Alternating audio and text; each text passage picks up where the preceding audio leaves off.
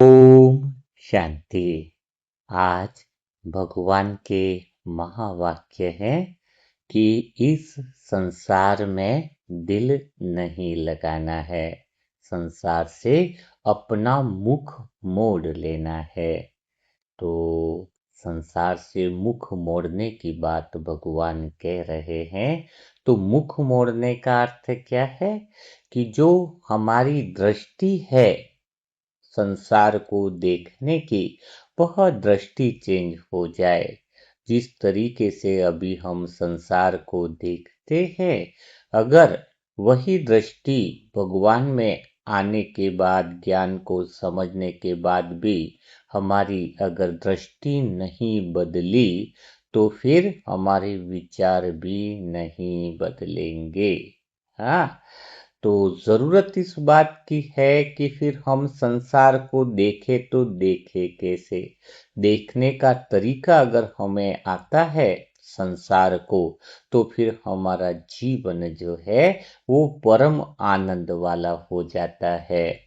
तो अब नए जो बच्चे हैं उनको इस पर काम करना होगा कि संसार को देखें तो देखें कैसे। तो एक बात पक्की होनी चाहिए। कौन सी बात पक्की होनी चाहिए? कि दो हैं इस दुनिया में, एक तो आप आत्मा हो और एक दूसरा जो है वो संसार है ना। तो ये दो चीजें हो गई, ठीक बात है। अब जैसे मैं आत्मा हूं, बाकी हो गया संसार। तो संसार की परिस्थितियां कुछ भी चल सकती है, कुछ भी बोलो, अच्छी है, बुरी है, खराब है, हाँ, अच्छी मानो तो सब कुछ हो सकता है इस संसार के अंदर। पर एक बात तो पक्की है, सारी समस्याएं संसार में आने वाली है, मुझ आत्मा के तरफ नहीं आ सकती है। मैं आत्मा चैतन्य, संसार में तो चैतन्यता कह नहीं सकते। सारी पावर, सारी शक्तियां, चैतन्यता तो मैं आत्मा हूं और संसार हो गया दूसरा। परिस्थिति आएगी संसार को, यानी कोई भी परिस्थिति या कुछ भी उथल पुथल हो, कुछ भी हो जाए, लेकिन वह मुझ आत्मा को बिगाड़ नहीं सकती है। मैं आत्मा अनटचड हूं। क्योंकि इससे पार हूं ना मैं।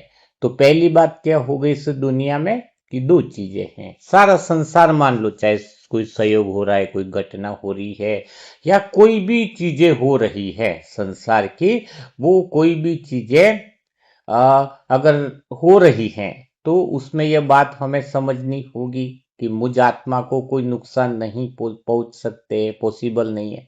लेकिन दूसरी बात भी और पक्की करनी होगी कि संसार में कहते हैं कि परमात्मा ने ड्रामा निश्चित है, सब अपना पार्ट समय अनुसार निभा रहे हैं। कोई कर्ता भाव न रहे, मन का मैं मिट जाए। मन मिटना या मन का मरना का अर्थ एक ही है कि मैं कर रहा हूं यह भाव मिट जाए, मैं कर रहा हूं यह शब्द मिट जाए। है, तो जब सब कुछ ड्रामा का कार्य अपने नियम अनुसार स्वतः ही चल रहा है, तो मैं ड्रामा को डिस्टर्ब भी नहीं कर सकता। तो ये बहुत खुशी की बात होनी चाहिए। मैं ड्रामा की कोई परिस्थितियों को नहीं बदल सकता, लेकिन वो परिस्थितियां मुझे भी नुकसान नहीं पहुंचा सकती है। अगर मैं इन परिस्थितियों में हस्तक्षेप कर सकूं, तो फिर परिस्थितियां भी मेरे जीवन में हस्तक्षेप कर पाएंगी, मुझ आत्मा को परेशान कर सकती है, डिस्टर्ब कर सकती है, मेरा सत्य स्वरूप बिगाड़ सकती है। तो जैसे यह बात तो नशे की होनी चाहिए, हमें संसार में जो चल रहा है ड्रामा अनुसार चल रहा है। तो हमारी दृष्टि कैसी होनी चाहिए संसार के प्रति, उसको हम समझेंगे। तो सबसे पहली बात है कि आज हम संसार को कैसे देख रहे हैं। बहुत सारे दुख है, परेशानियां हैं, तकलीफें हैं। सत्युग में भले सुख थे, वो सारी बातें हैं। तो अभी काफी सारी नकारात्मक बातें हैं। वैसे तो सकारात्मक बातें भी है, लेकिन नकारात्मक बातें भी हैं।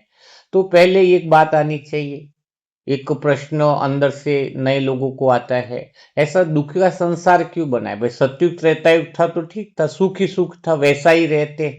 ऐसा ही भगवान संसार का निर्माण करते जिसमें सुख ही सुख था, आनंद ही आनंद था, शांति ही शांति थी। ऐसे द्वापर युग और कलयुग लाने की जरूरत ही क्यों थी? ऐसा दुख लाने की क्या जरूरत थी? ऐसी परेशानियां, ऐसे लोग क्यों कर दिए जो बात बात पर चिल्लाते हैं, बात बात पर गुस्सा करते हैं। तो ऐसे लोग क्यों हैं, ऐसी नकारात्मक बातों की जरूरत क्यों है। पहले इस बात को समझना जरूरी है, तो हम संसार को देखने की दृष्टि हमें समझ में आएगी। तो ऐसी क्यों बना है, ऐसी क्यों नकारात्मक बातें हैं इस दुनिया में, होनी ही नहीं चाहिए थी। चलो भाई, आपको कई बार दिमाग आए कि मैं तो भगवान होता तो मैं तो ऐसा करता कि सब सुखी ही रहे, एक भी दुखी ना हो। द्वापर युग कलयुग ही नहीं आए, सतयुग जैसी सोने की दुनिया थी वैसी ही रहनी चाहिए। लेकिन यहाँ समझ जो है वो हमें सुधारने की जरूरत है, तब तो हम संसार को वो दृष्टि से देख पाएंगे ना। पहले संसार में दुख होना ही नहीं चाहिए, इस बात का प्रश्न तो समझे। तो ये क्यों है दुख, नकारात्मक चीजें क्यों हैं, क्यों जरूरत पड़ी संसार में नकारात्मक चीजों की है। तो देखो, भगवान परम धाम में बैठा है, इस दुनिया में शांति धाम में बैठा था। हम आत्माएं भी शांति धाम में बैठी थी, बहुत शांति धाम में बैठी थी। लेकिन हमारे अंदर बहुत सारी शक्तियां, असीम शक्तियां, असीम पावर है हम आत्माओं में। और भगवान में भी इतनी बड़ी शक्तियां है कि कुछ भी बदल सकते हैं। बहुत बड़ी शक्तियां है, असीम शक्तियां है। और परम धाम में बैठकर बात तो करने से कुछ फायदा होगा नहीं। वो शक्तियों को बाहर दिखाएं कि अपने पूर्ण शक्तियां बाहर स्वरूप में प्रकट हो, इसलिए तो हम आत्माएं धरती पर आए। और परमात्मा ने भी क्या कहा कि मेरी सर्व शक्तियों को बाहर प्रकट करो। तुम भी अपनी सर्व शक्तियों को बाहर प्रकट करो। जैसे कोई डॉक्टर बहुत बड़ी डिग्री कैंसर स्पेशलिस्ट आ गया है, इतना बड़ा कि कैसी भी कैंसर की बीमारी हो तुरंत 10 दिन में ठीक कर दे। लेकिन उसकी योग्यता का पता कैसे चलेगा कि वो कैंसर स्पेशलिस्ट है। कोई एक ऐसा केस आए और उसको वो सॉल्व करे। हाँ, तो सब इंतजार करने में लग गए कि कोई ऐसा केस आए तो पता भी चले कि इतना बड़ा स्पेशलिस्ट है। और आखिर में एक ऐसा समय है कि कैंसर की वो बीमारी मिली और ऐसा केस आया तो डॉक्टर ने उसको ठीक कर दिया। तो डॉक्टर की शक्ति का पता चला। तो हम आत्माएं जो कहते हैं, हमारा स्वरूप है कि हम सहन शक्ति हमारे अंदर है, हम सदा प्रेम करते हैं, हम सदा आनंद करते हैं, हम पूरी कुदरत को बदलने की, जो हमें प्रेममय दुनिया बनाने की जो शक्ति है, हमारी बुद्धि होली अंश है, हम कंकड़ और पत्थर में चुनने की क्षमता रखते हैं। तो ये सारी क्षमताएं और भगवान की शक्तियां कैसे प्रकट होगी। पूरे संसार को बदलने की ताकत, कोई इंसान तो घर को बदल सकता है, कोई इंसान खाली समाज या मोहल्ले को बदल सकता है, लेकिन पूरे विश्व के अंदर हर एक आत्मा के मन को बदलने की जो ताकत है, संसार की प्रकृति को वापस सत्युग बनाने की जो ताकत है, वो भगवान की कब प्रकट होगी और हम आत्माओं की शक्तियां कब प्रकट होंगी। तो बाहर जब नकारात्मकता होगी, तो नकारात्मकता है तो सकारात्मकता की वैल्यू है। लता मंगेशकर गायककार है, लेकिन सभी लोग गायककार होंगे तो उसकी वैल्यू नहीं रहती। क्या, तो कुछ लोग झूठे हैं तो सच्चाई की इज्जत है।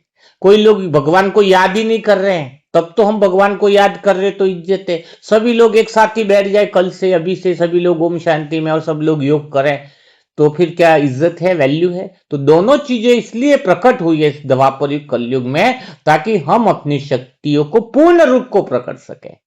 आत्मा पूर्ण है। आत्मा को ज्ञान सुना ना आपने, आत्मा सत्य स्वरूप है। हमारे अंदर इतनी शक्तियां हैं, इतनी असीम पावर है कि हम हर परिस्थिति, हर समस्या, हर चीज को उसी रूप में देखकर स्थिर रह सकते हैं, शांत रह सकते हैं। जब हमारा स्वरूप शांति वाला है, हम हर परिस्थिति में प्रेम कर सकते हैं, हर परिस्थिति में आनंद में रह सकते हैं, क्योंकि परिस्थितियां हमारे हाथ में नहीं, लेकिन हम स्वयं जो है वो हमारे हाथ में है। तो घड़ी है, घड़ी का एक कांटा हो खाली, दूसरा कांटा हो ही नहीं, बताओ। तो क्या घड़ी में वो एक काटा हो तो उसकी वैल्यू है? नहीं, वो तो घूमता रहेगा, पता ही नहीं चलेगा कितनी बजी है, कितना मिनट हुआ, कितना ये हुआ, पता चलेगा क्या। तो घड़ी में दोनों कांटे होंगे तो घड़ी की उपयोगिता है, नहीं तो घड़ी भी भंकार में फेंकनी पड़ेगी। तो ये दोनों कांटे हैं, सकारात्मकता और नकारात्मकता इस द्वापर युग से जो आई है कलयुग के अंत में, ये होनी चाहिए। और हमें कितनी खुशी होती है कि हमारी शक्तियां कितनी पावरफुल है, दूसरी आत्माओं में तो है ही नहीं। कलयुग की दुनिया तो अभिमानी है, किसी की नहीं मान रहे। और अब हमारी स्थिति हो रही है कि हम भगवान की मान रहे हैं, जिससे दुनिया अब हमारी मान रही है। हाँ, दुनिया में आज इंसान कोई किसी की नहीं मान रहा है, लेकिन समय ऐसा आया है कि हम भगवान की मान रहे हैं, तो धीरे धीरे अब दुनिया भी हमारी मानने लग गई है। तो ऐसा करिश्मा, ऐसा भगवान का मंथन करना, ज्ञान का चिंतन करने का सुअवसर इस कलयुग की वजह से मिला है।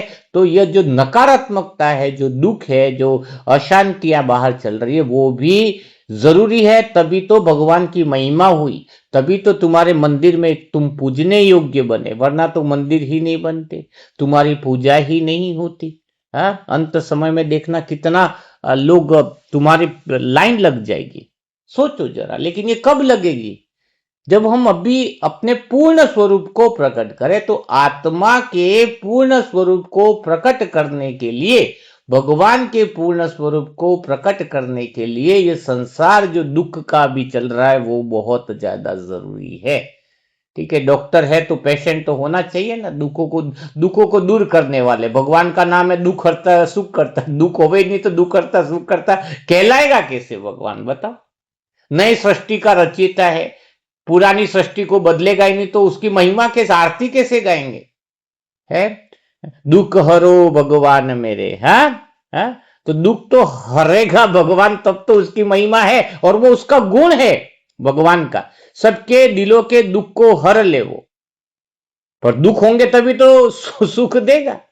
हम आत्माएं, दुआ की बड़ी शक्ति है, पर कोई बीमार होगा तब तो हमारी दुआ की शक्ति प्रकट होगी। संसार को पता कैसे चलेगा कि दुआओं में शक्ति है?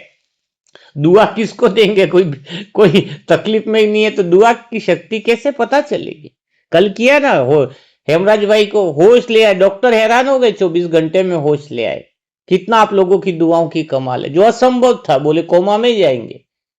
एक भाई को देखो, शरीर से मुक्ति नहीं मिल रही थी, पहुंच गए ना, कौन है, बलवीर भाई जी भी, अब उसको अनुभव किया, बहुत अच्छी अवस्था में बाबा की गोदी में चले गए। 90 साल से, इतने टाइम से शरीर ने 2-4 दिन दुआ करी, कमाल हो गई, शरीर से मुक्ति मिल गई।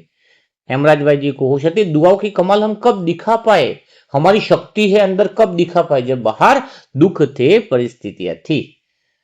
तो अब हमें संसार को देखना कैसे? तो पहला तो ये देखना है कि दुख क्यों आया, ऐसा न सोचे। पहली बात तो ये कंफर्म होगी तुम्हें, ठीक है? हाँ, नई आत्मा है तो थोड़ा सा देखने की दृष्टि आपको सिखा रहे हैं।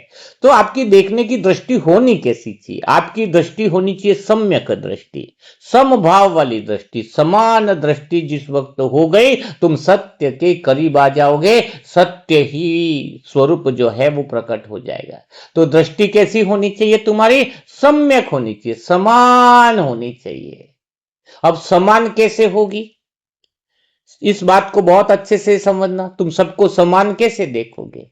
समान देखने के लिए ये बात पक्की कर दो कि जो विचार वास्तविक नहीं है, उन विचारों को हम वास्तविक मान लेते हैं, और उस अनुसार हम दुनिया को देखते हैं, जिससे हम सम्यक दृष्टि, समभाव दृष्टि, प्रेममय दृष्टि रख नहीं पाते। बताओ, तुम जिन विचारों को वास्तविक मान लेते हो, उसी अनुसार दुनिया को देखते हो। लेकिन देखना कैसे है? अंडरलाइन करो इस बात को। जो विचार मान्यताएं तुम बना लेते हो, और वो विचार तो पहले गलत बनाए तुमने, पहली बात तो तुम वो विचार बना लेते हो, पहली बात तो वो विचार गलत बनाए। दूसरी बात, उसी विचारों के अनुसार तुम दुनिया को देखते हो, और वही तुम्हारे दुख का मूल कारण है। और भगवान हमें वह ज्ञान का तीसरा नेत्र, वो दृष्टि देने के लिए आए हैं। वो दृष्टि अच्छी होगी तो विचार भी स्वतः अच्छे हो सकते हैं। अब कैसी होनी चाहिए पर दृष्टि, कैसे विचार हमारे होने चाहिए, उस बात को समझ लो। कैसी दृष्टि होनी चाहिए हमारी? तो हमारी दृष्टि होनी चाहिए कि हम दुनिया के वास्तविक स्वरूप को दुनिया जैसी है वैसी ही देखें। दुनिया जैसी है वैसी देखें, ड्रामा तो चल ही रहा है, उसमें अपनी तरफ से कोई चीजें ऐड नहीं करे, अपनी चीजें से कोई मिलाए नहीं। जब तुम्हें किसी चीज का सत्य स्वरूप दिखाई देने लग जाए, तो तुम समझ लेना कि तुम्हारी जीवन की दृष्टि सम्यक हो गई है, समान हो गई है, तुम भगवान के करीब पहुंच गए हो। अब थोड़ा उदाहरण के द्वारा दिखाएंगे कि कैसे बाहर की वस्तु को अगर तुम सत्य स्वरूप में देख लो, जो जैसी है वैसी ही देख लो, बिना एडिशन के, बिना कहानी बनाए, बिना तर्क जोड़े, जो जैसी है वो वैसी देख लो, बस बात खत्म। इससे ज्यादा कुछ नहीं। ड्रामा है ना, जो चल रहा है वो रिपीट हो रहा है। तो कैसे देखेंगे सत्य स्वरूप में? सत्य स्वरूप एक चित्र, एक घटना से नहीं पता चलेगा। अब उसको उदाहरण के द्वारा बताता हूं। एक ट्रांसपोर्टर है, पहले दो गाड़ियां थी, 4 गाड़ियां थी, हाँ। अब उसकी हो गई 100 गाड़ियां। अब 100 गाड़ियां हो गई ट्रक की। अब वो 100 गाड़ियां हैं तो वो क्या करता है? आराम से बढ़िया चलाता है, बिजनेस करता है, काम करता है, लेकिन रात को 10 बजे वो बंद कर देता है। टेलीफोन बंद रहता है उसका, मोबाइल बंद, 10 बजे शांति से गहरी निंद्रा में वो सोता है। और सुबह 5:30 बजे से 6 बजे तक वो अपना मोबाइल चालू करता है। अब किसने पूछा उससे, भाई हमारे तो इतना सारा काम रहता है, इतना सारा, तुम्हारी तो 100 गाड़ियां हैं ट्रांसपोर्ट की, सबका अलग अलग बिजनेस होता है, तो 100 गाड़ियां हैं जिसमें कोई ट्रक का एक्सीडेंट हो सकता है, किसी का टायर फट सकता है, किसको क्या समस्या आ सकती है, कोई ड्राइवर ही मर सकता है, तो बहुत सारी घटनाएं हो सकती हैं। तो फिर भी तुम मोबाइल बंद करके सोते हो, हाँ? सुबह 5 बजे तुम मोबाइल चालू करते हो, ऐसे निश्चिंतता से सो कैसे सकते हो तुम? इसका कारण क्या है? तो उस ट्रांसपोर्टर ने कहा कि मैं इसलिए सो लेता हूं क्योंकि मुझे पता है मेरा बिजनेस जो ये है उसका पूरा स्वरूप मुझे पता है कि क्या क्या हो सकता है। उसने बताया कि ज्यादा से ज्यादा एक्सीडेंट हो जाएगा, एक्सीडेंट रात को कुछ भी हो गया तो भी मैं सुबह ही कुछ करने वाला हूं, कुछ मेरे से रात को तो होने वाला नहीं है। रात को कोई टायर फट गया तो उसको भी सुबह ही करना है, हाँ, सुबह ही करना है। कोई दूसरी कोई समस्या आई तो सबका समाधान तो वैसे ही होना है। तो ज्यादा से ज्यादा बुरा होगा, एक्सीडेंट होगा तो ड्राइवर मर सकता है। तो ये तो घटनाएं मेरी ट्रांसपोर्ट में आए दिन होने वाली ही है।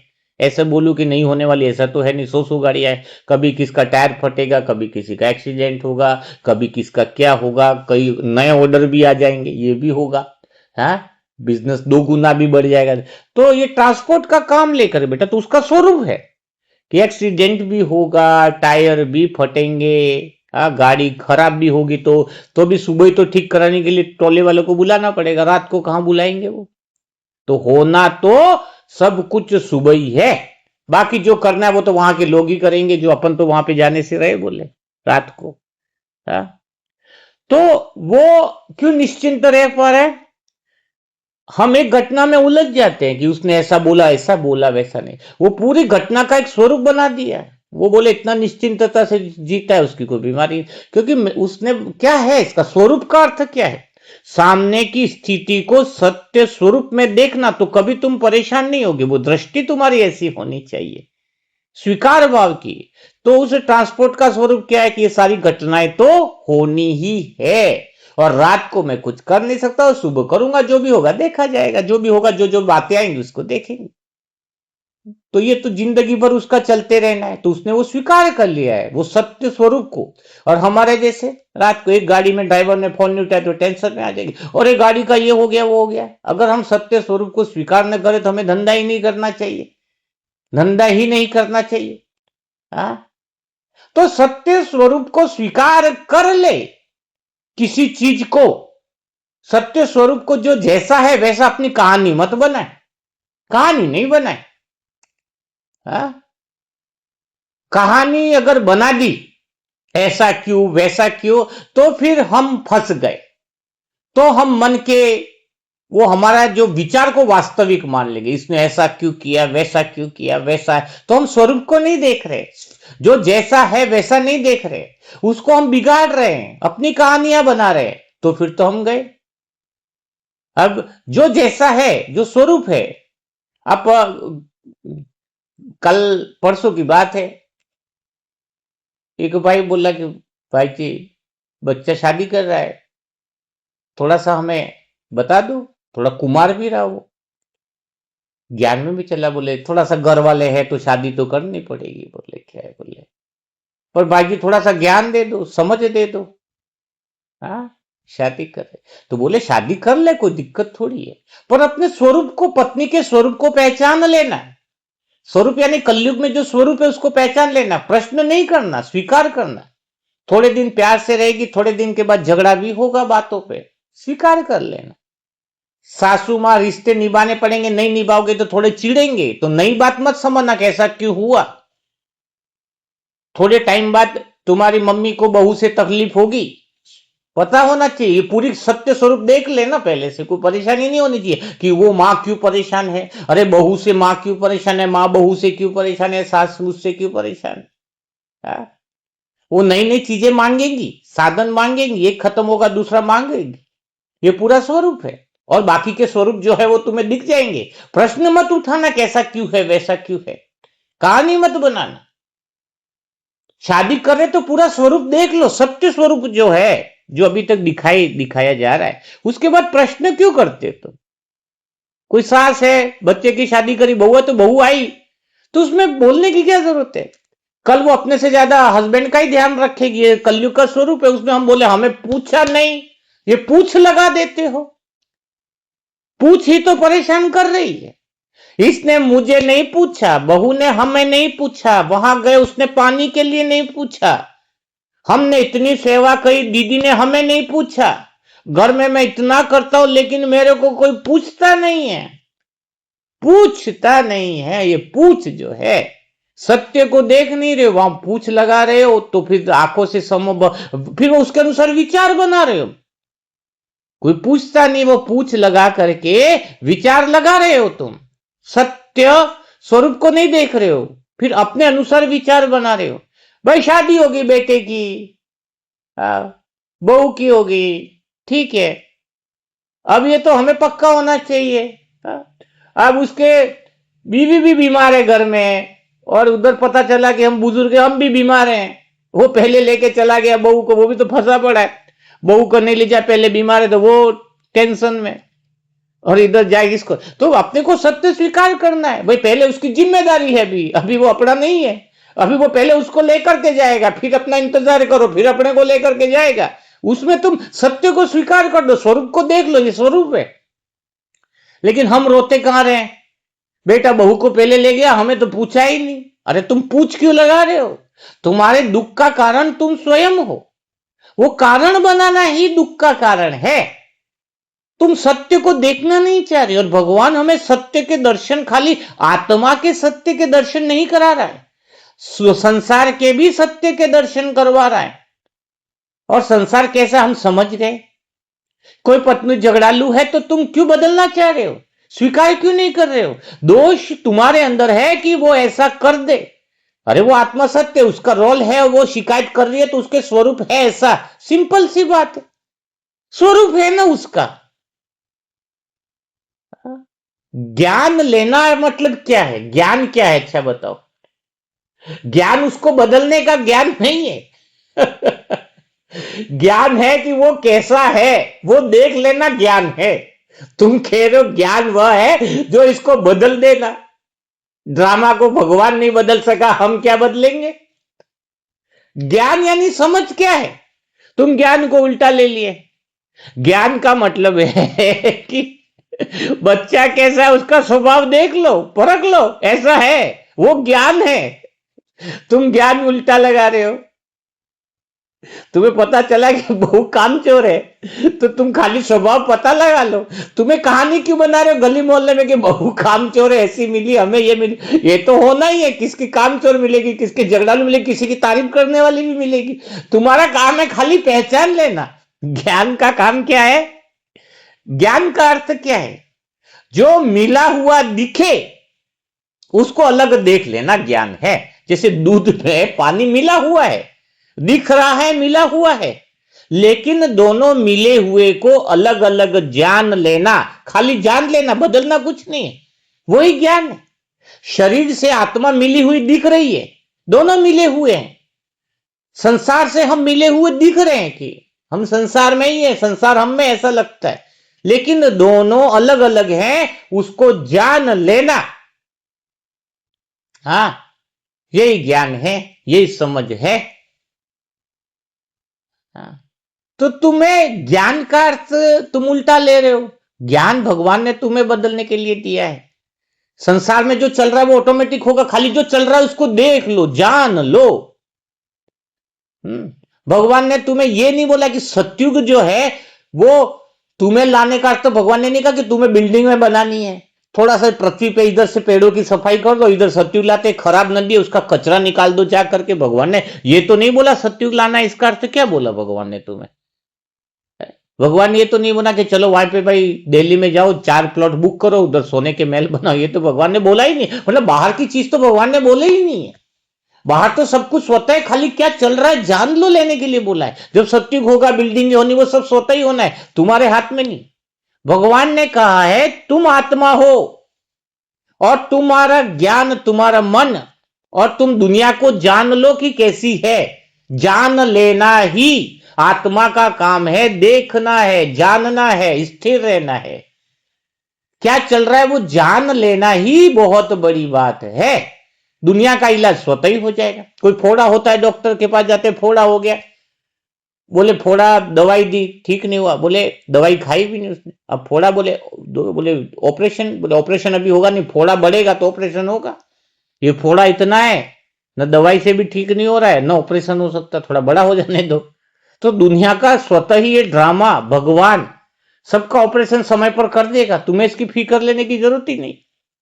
लेकिन हम दोष दे रहे हैं, और दोष देकर उन विचारों को वास्तविक मान रहे हैं। और विचारों को वास्तविक मानकर जो वास्तविक है नहीं, वही दुख का कारण है।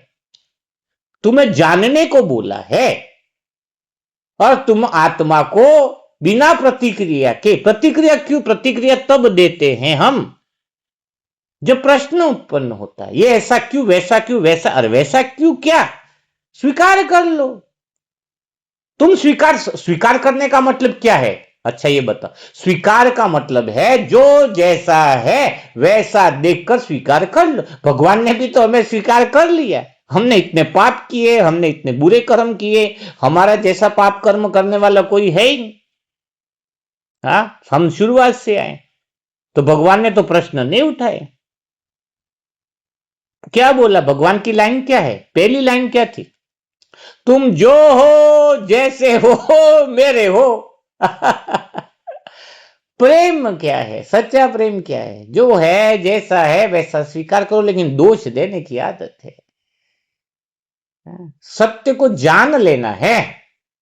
स्थितियों को, परिस्थितियों, संसार को जानने के लिए तुम्हें ज्ञान दिया है कि उसका स्वभाव कैसा है और इस बिजनेस का स्वरूप क्या है। इस ज्ञान का सेंटर का स्वरूप भी देख लो भाई। कभी जाएंगे गुरुवार को, कभी कुर्सी मिलेगी नहीं मिलेगी, योग करेंगे तो फोन की घंटियां भी बजेंगी, कभी पंखा चालू मिलेगा, कभी नहीं मिलेगा, कभी भोग बटेगा, कभी हमें नहीं मिलेगा लास्ट में गए तो। कभी दीदी सबको पूछेगी, कभी हमें नहीं पूछेगी। कभी काम करेंगे, इज्जत मिलेगी, कभी नहीं मिलेगी। ये सेंटर की पूरा स्वरूप है। इस स्वरूप को पहचान लो, पहले से पता हो इस स्वरूप को, तो तकलीफ ही नहीं। लेकिन हमने स्वरूप को, सत्य को देख नहीं रहे।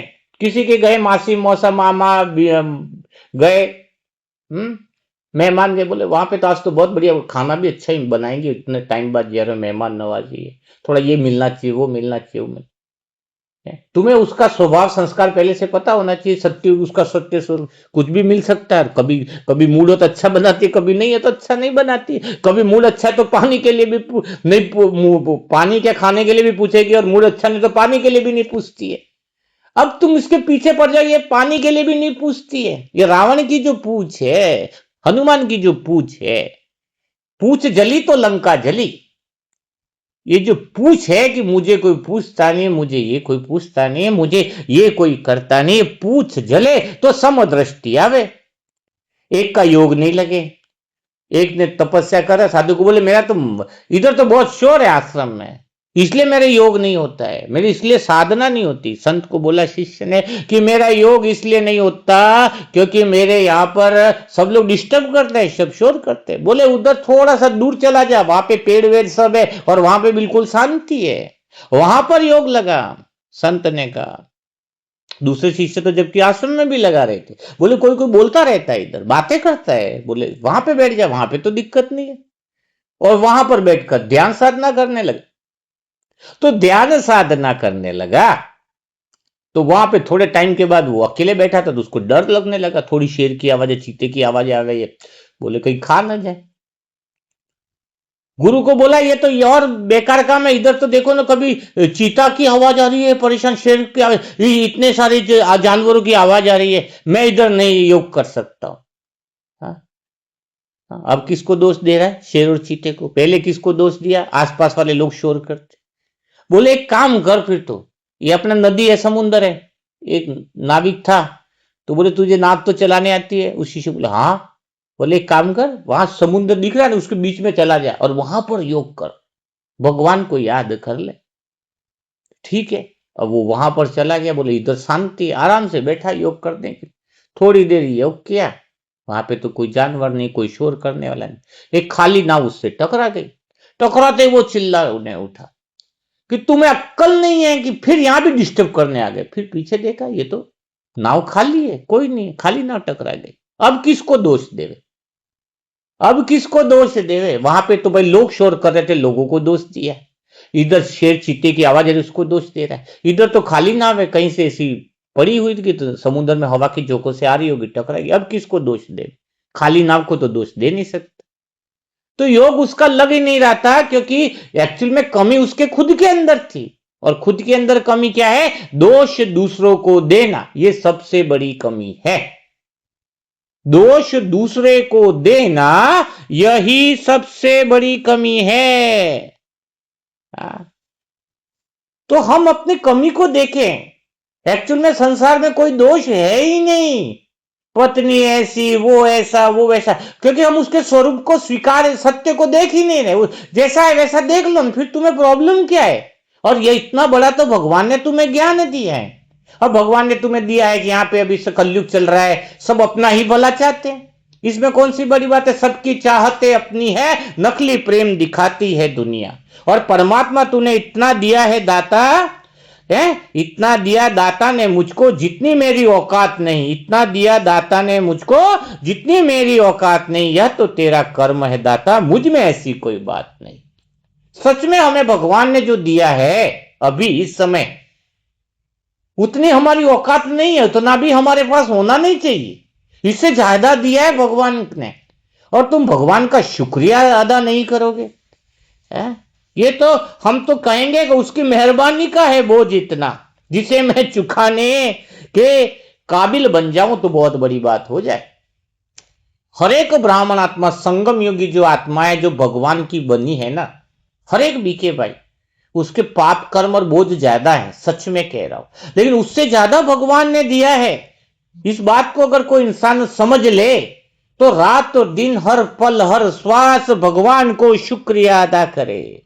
इसलिए हमेशा ध्यान रखो, ये शुक्रिया की लाइन सुबह उठ करके रखो कि इतना दिया दाता ने मुझको, जितनी मेरी औकात नहीं, इतना दिया दाता ने मुझको, जितनी मेरी औकात नहीं, यह तो भगवान तेरा कर्म है दाता, वरना मुझ में ऐसी कोई बात नहीं है, मेरे अंदर ऐसी कोई बात। बहुत कुछ दे दिया है, और अब तो इतनी शक्ति दे दे कि तेरे इस कर्ज को चुकाने के काबिल तो बन जाओ।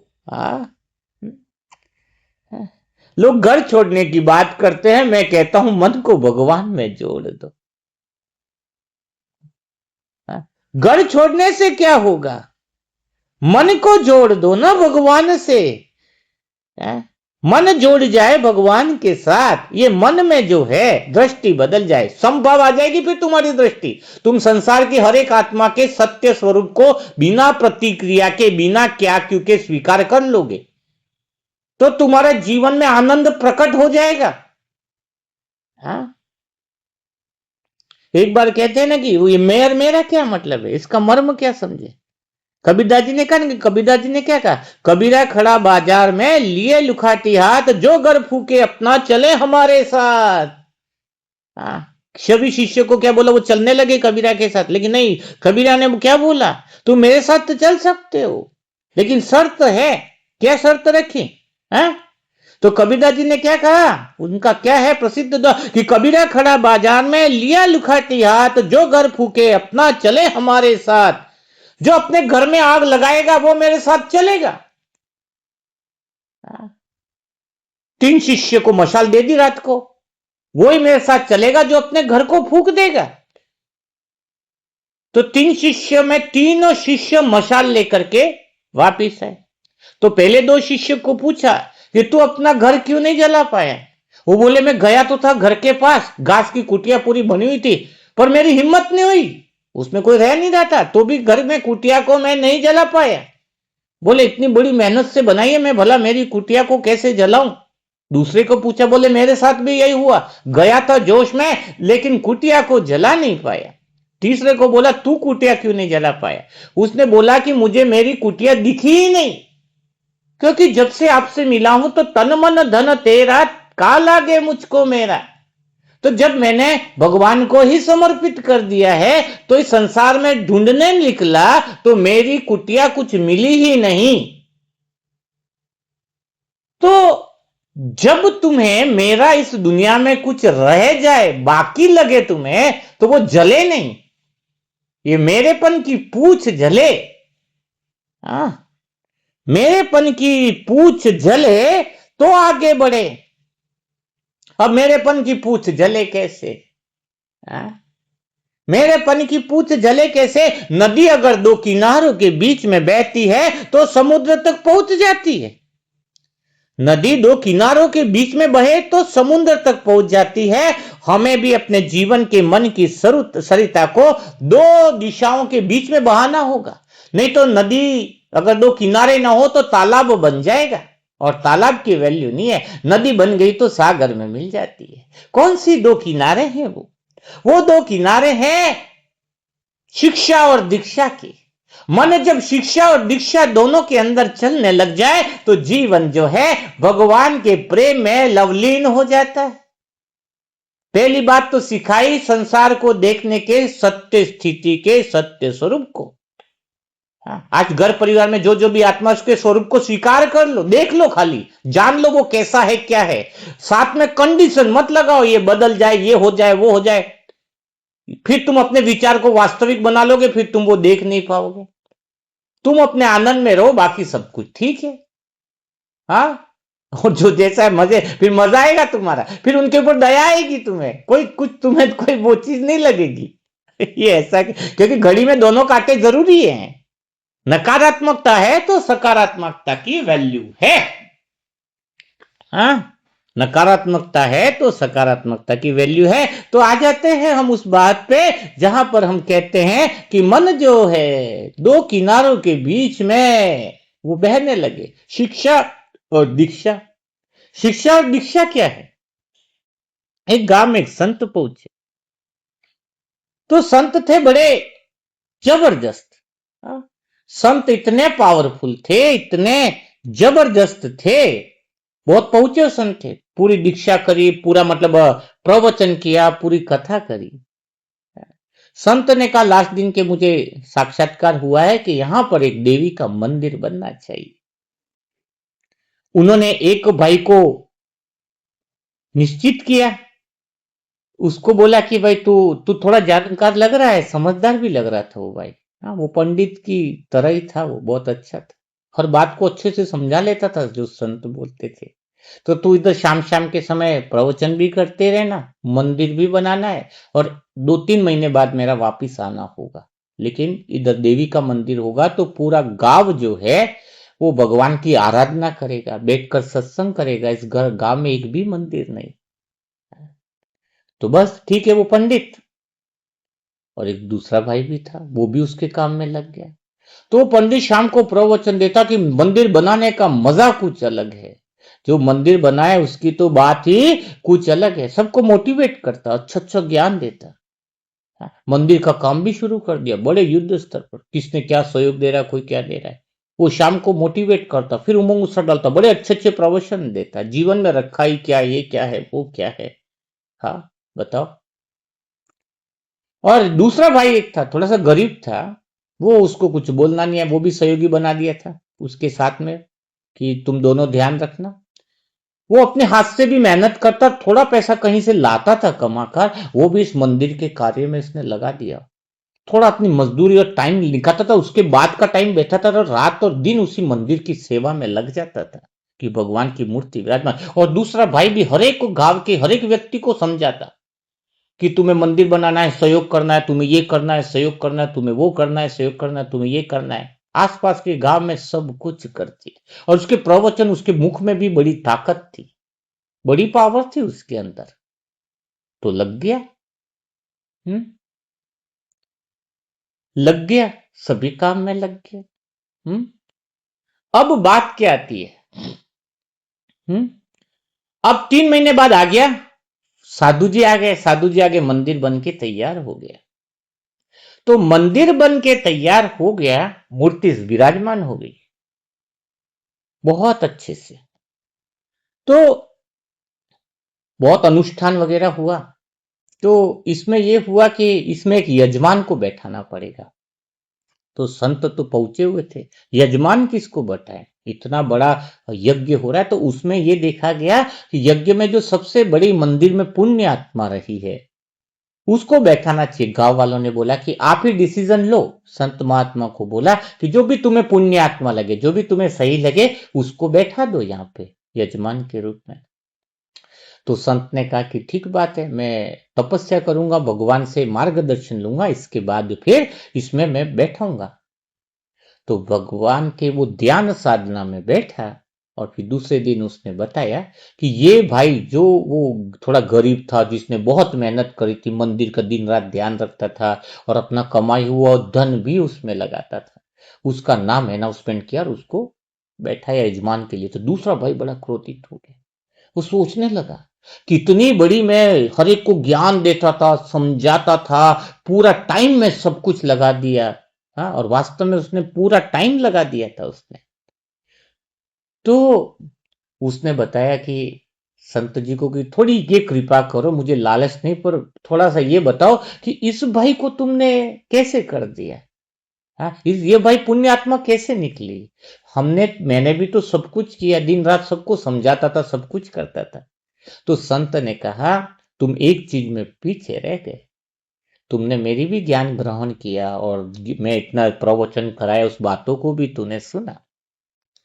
तेरे पास शिक्षा जरूर थी, पर तेरे पास दीक्षा नहीं थी। अर्थात भगवान ने तुझे धन भी दिया, लेकिन तूने मंदिर के कार्य में कुछ भी नहीं लगाया। पूछ अपने आप से। सबको बताता गया, सबको शिक्षा देता गया, पर तेरे जीवन में दीक्षा की कमी रह गई। भगवान को सच्चे अर्थ में दीक्षा, दक्षिणा सच्चे अर्थ में भगवान को दे दो, तो जीवन सुधर जाता, तो सफल हो जाता। ये दो किनारे हैं। ये भाई देखो, भले थोड़ा पैसा दे, लेकिन उसकी भावना कितनी है। ज्ञान को भी ग्रहण किया, जैसा उसकी बुद्धि वैसा समझ में आया। तुम्हारे जैसा नहीं लिया, इतना नहीं है पारंगत, लेकिन जैसा समझ में आया, बातें दिल में उतर गई कि भगवान ही है तो सब कुछ है। तो इसने शिक्षा भी ली और दीक्षा भी की है। खाली शिक्षा से भगवान के प्रेम में कभी कोई उतर नहीं सकता, खाली दीक्षा से भी कोई भगवान के प्रेम में उतर नहीं सकता है। तो ये दो किनारे हैं नदी के, शिक्षा और दीक्षा दोनों ज्यादा जरूरी है। शिक्षा और दीक्षा नहीं होगी तो तुम कभी आगे नहीं बढ़ पाओगे, कभी नहीं। हाँ? और ये जरूरत है, काम करने की, काम चीज की जरूरत है। और मैं अपना अनुभव बताऊं तो मैं आपको जीवन के अंदर का अनुभव में आपको बताऊं तो मैं अपनी तरफ से तुम्हें ईमानदारी से बात, कुछ इसलिए नहीं कह रहा हूं, अपने अहंकार की वजह से नहीं कह रहा हूं। मैं आपको इसलिए बता रहा हूं ताकि जीवन में आप शिक्षा और दीक्षा से भगवान के प्रेम का वो अनुभव कर पाओ। बहुत शुरुआत में कहीं सेंटर बन रहा था और सेंटर में सलियों की कमी हो गई, जो आते ना वो ऊपर आरसीसी करते, सब करते।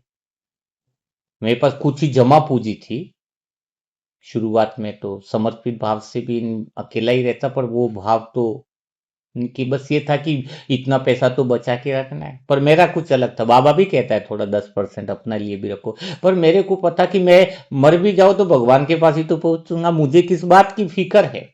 हाँ? फिक्र किसकी बात की? फिक्र तो उसके लिए बचा के रखना पड़ता। वो कहते हैं ना, जिसके लिए भगवान कहता थोड़ा बचा, वो उनके लिए कहते हैं विशेष, जो पाप कर्म करते हैं उनको बचा के रखना है पैसा। हम बनी गए पुण्य आत्मा, कोई ऐसा कर्म नहीं जो हमारे आड़े आ सके।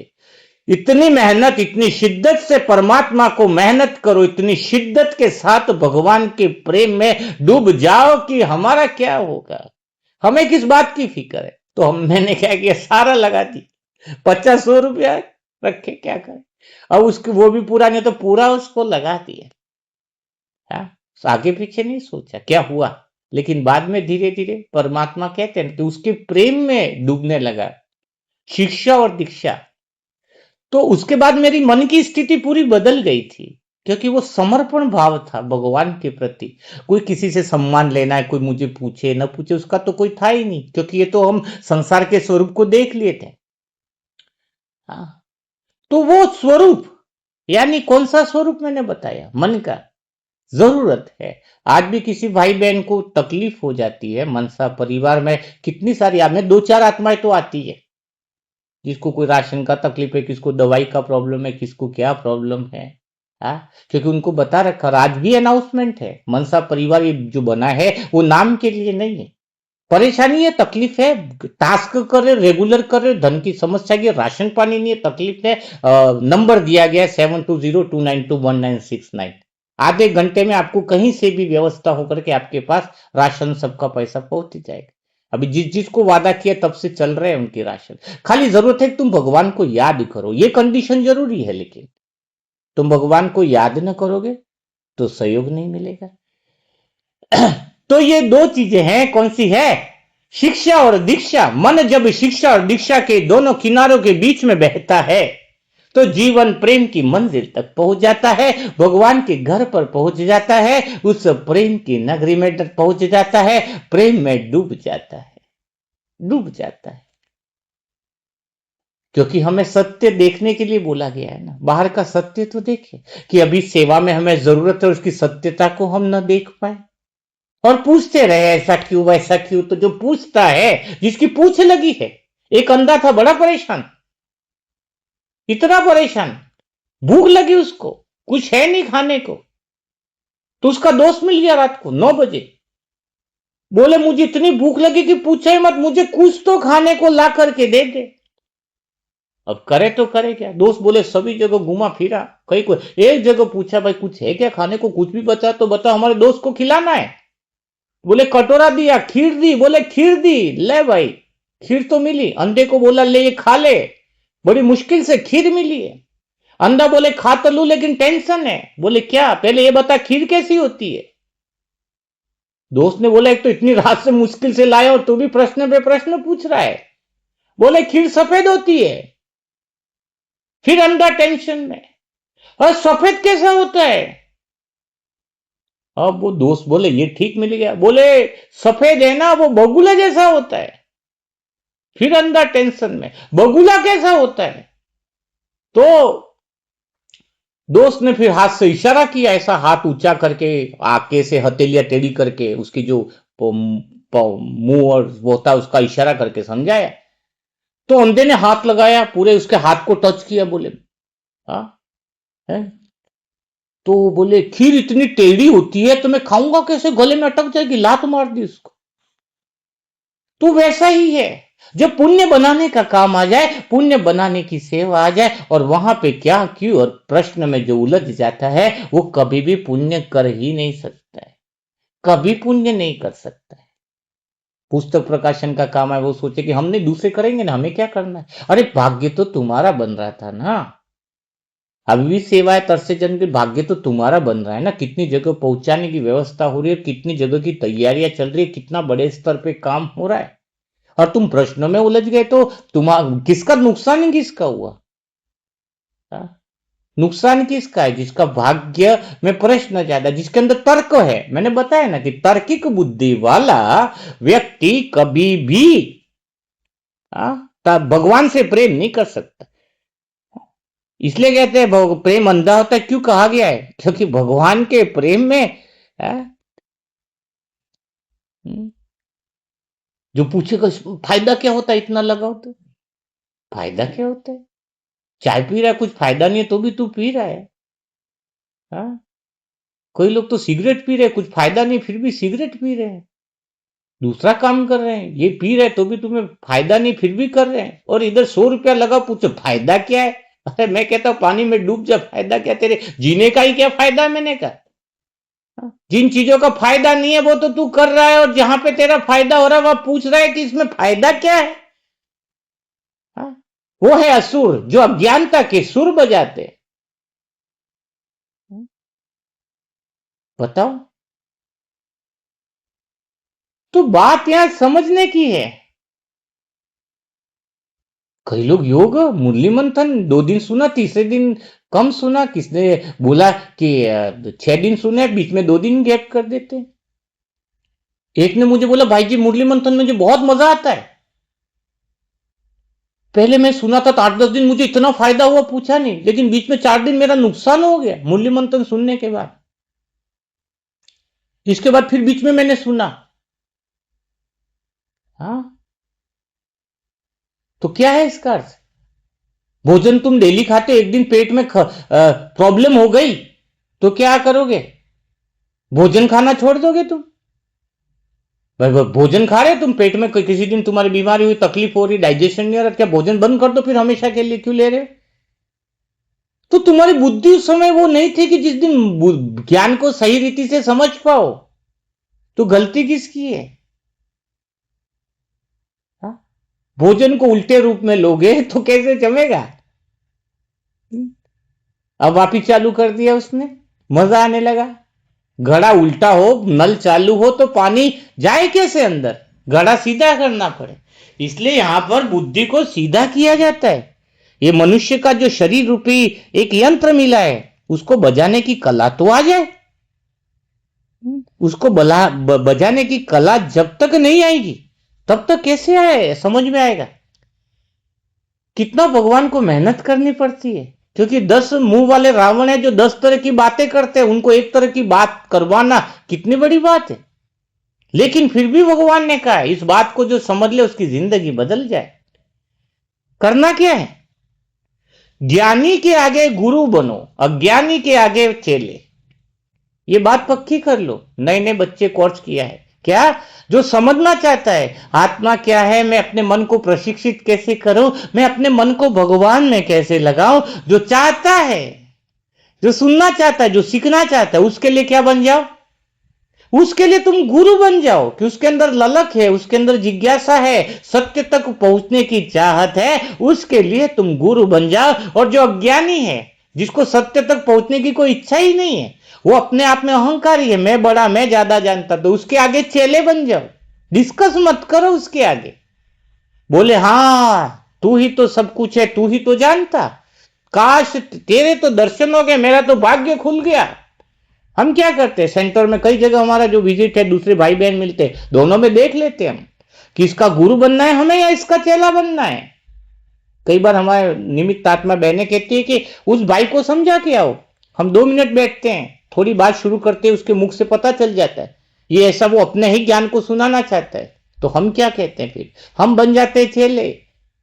और एक क्या बात बताई है भाई तूने, पूरा आधा घंटा है, दीदी बोली सिखा दिया, समझा दिया। हाँ मैं कहा पूरा सीख के आया हूं दीदी। बोले सीख के आया।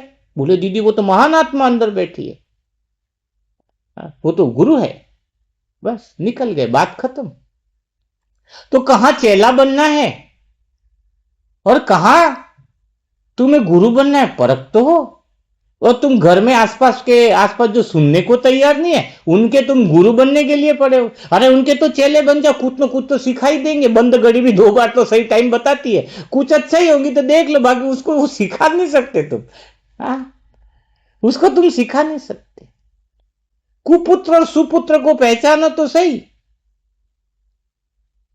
तुम्हें वरदान मिल जाएगा अगर तुम्हें सुपुत्र मिलेगा, लेकिन 20 साल ही जिंदा रहेगा, और कुपुत्र मिलेगा तो 100 साल जिंदा रहेगा, 80 साल। बताओ तुम्हें कौन सा पुत्र चाहिए। ऐसा कुपुत्र मिले जो तुम्हारी खाल उधेड़ दे, बातें सुन सुन के परेशान कर दे, उल्टा सुल्टी। एक सुपुत्र मिले, आयु कम मिले उसकी, लेकिन प्रेम की धारा बहा दे। बताओ, तो इस दुनिया में तुम जो सुपुत्र है उसके गुरु बन जाओगे तो चलेगा। तुम कुपुत्र कौरव सेना के गुरु बनने जाओगे तो वहां पर तो प्रेम मिलेगा ही नहीं, क्योंकि दुनिया में नकली प्रेम है, वहां पे तो बहुत हालतें खराब हो जाएगी। सही स्वरूप को पहचाना, स्थिति को पहचानना। कंस की बहन देवकी, जब देवकी का विवाह हुआ वसुदेव, तो वो रथ पे खुद कंस लेकर के गया, उसको रथ से विदा कर रहा है। कितना प्रेम दिखा रहा है। सब बोले कि भाई हो तो ऐसा, जो खुद रथ पे सारथी बनकर वसुदेव और देवकी को लेकर के जा रहा है। सोचो जरा, और एक पल में, क्या वो प्रेम था? हर एक इंसान खुद के अलावा किसी से प्रेम ही नहीं कर रहा है, ये सच बात है। अब जैसे भविष्यवाणी हुई, कंस को बताया गया कि इस देवकी का जो 8वां पुत्र होगा वो तुम्हें मारेगा। अब जो प्रेम था 1 सेकंड में बदल गया। अब उसी को बोल रहा है कि तेरे को तो जेल में डालूंगा, कमरे में बंद करूंगा, क्योंकि खुद के ऊपर बात आ गई। सच्चा प्रेम होता तो क्या होता? बहन, अगर उस बच्चे के हाथ से भी मेरा मरना लिखा है तो मैं तेरे प्रेम के कारण मरना भी स्वीकार है। ये होता है प्रेम। लेकिन 1 सेकंड में तो कंस का प्रेम बदल गया। उसके पहले तो बहन को सबसे ज्यादा प्यार करता, और पुत्र भी क्या किया? नारद वाले जो लोग होते हैं वो अज्ञानता के तर्क देते, समझ का तो नदारद हो जाती है उनके अंदर। क्या बोला देवकी को? पहला पुत्र हुआ तो वो 8वां भी हो सकता है, गिनती करेंगे, 8 पंखुड़ियां सामने रख दी। नारद जी ने बताओ, ये पहली पंखुड़ी से गिनेंगे तो 8वीं कौन सी होगी? इधर से गिने तो भी 8वीं, इधर से भी गिने तो 8वीं, इधर से भी गिने तो 8वीं। तो सबको मारना पड़ा, नहीं तो बाकी तो बच जाते। भाई 8वां ही जिंदा, 8वें का ही लफड़ा था। लेकिन कुछ ज्ञानवान होते हैं, हृदयवान नहीं होते। वो हर काम में ऐसे तर्क दे देते हैं कि अच्छे अच्छे काम को बिगाड़ देते। अच्छा काम भी चल रहा हो, जहां पे पुण्य आत्मा का भी कार्य चल रहा हो, जहां पे कुछ सेवा होने वाली है, उन तर्कों को भी बिगाड़ देते हैं। बताओ।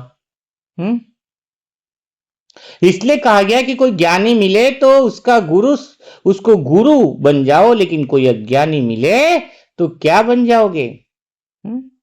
क्योंकि ईमानदारी है ना, अभी समय आ गया।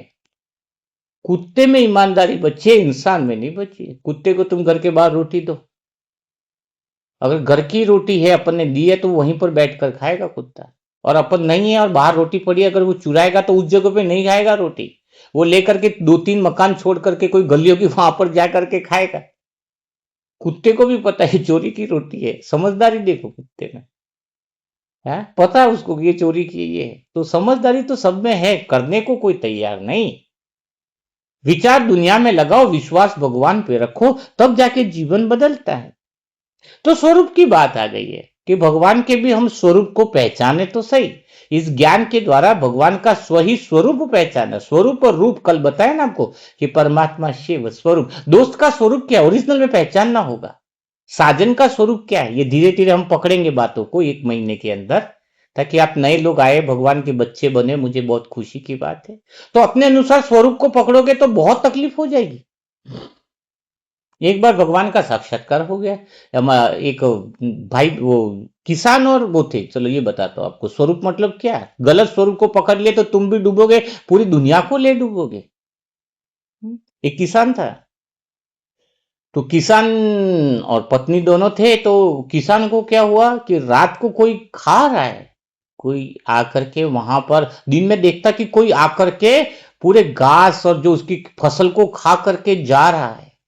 तो किसान को बोला, पत्नी ने किसान को बोला कि तुम देखो कि कौन आकर के अपनी फसल को खा रहा है, चेक करो। किसान ने बोला, आज तो रात को मैं सोऊंगा और मैं देखूंगा कि कौन फसल मेरी खा रहा है, छुप के देखूंगा। उसने देखा तो ऊपर से देखा कि ऊपर से तो हाथी आ रहा है, आकाश से उतर हाथी। वो तो धन्य भाग्य समझ गया कि हाथी आ रहा है, भगवान के घर से हाथी आ रहा है, और नीचे पूरा खा करके फसल, और वो तो चला गया, उड़ने लगा, ऊपर उड़ने लगा, ऊपर पहुंच गया। उसने पत्नी को बताया कि भगवान के घर से हाथी आ रहा है और फसल खा के जा रहा है, लेकिन पक्का बात कर लो, ये बात तुम किसी को नहीं बताओगे, और कल रात को हम दोनों चलेंगे और हम भगवान के घर पे जीते जी ही स्वर्ग में पहुंच जाएंगे। बस खाली उसकी पूंछ पकड़ लेनी है हमें, लेकिन ध्यान रखना किसी एक को भी बात पता नहीं चलनी चाहिए। पत्नी भी बड़ी खुश हो गई, ये तो हमारा हो भाग्य जो स्वयं भगवान के घर से प्रकट हो गया है मामला।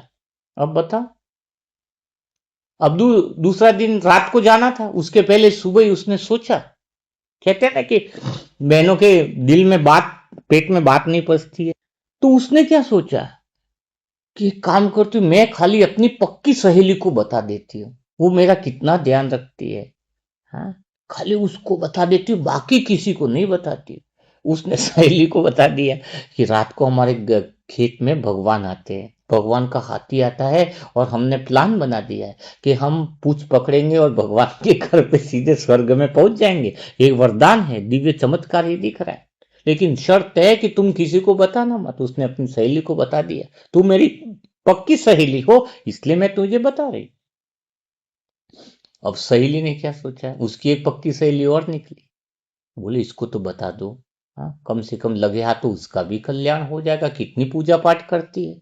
उसने भी कर दिया, उसने उसको बताया, उसको ने उसको बताया, करके किसी को पता नहीं, लेकिन पूरे गांव में बात फैल गई, और सभी लोग छुप के बैठे हुए थे, और जो किसान और पत्नी थी वो खाट पर वहां पर ही, और रात की 12 साढ़े 12 बजी, सब इंतजार कर ही रहे थे कि रात के ऊपर से वास्तव में हाथी आ गया।